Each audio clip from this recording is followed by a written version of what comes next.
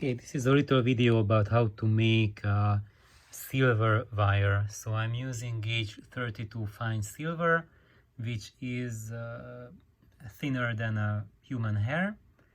And of course, you want to parallel it if you want to have it current carrying capacity.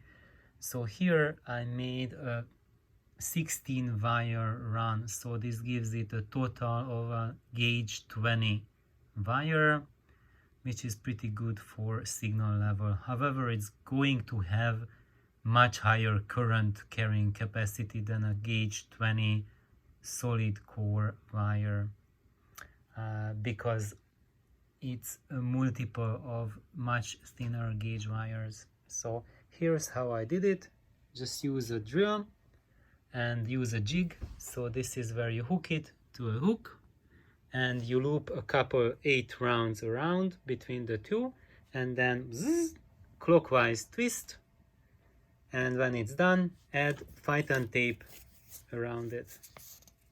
Phyton tape, and I cut the length of a Phyton tape, cut it into 4 parts, and just wind it around it.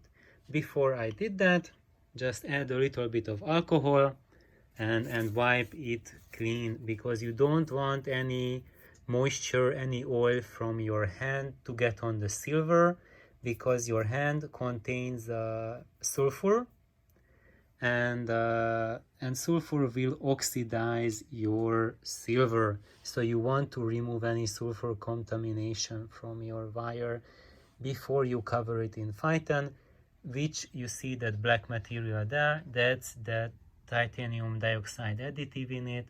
So if it gets light, it will release electrons and it will protect the silver from oxidation. End result will look like this, like shoelaces.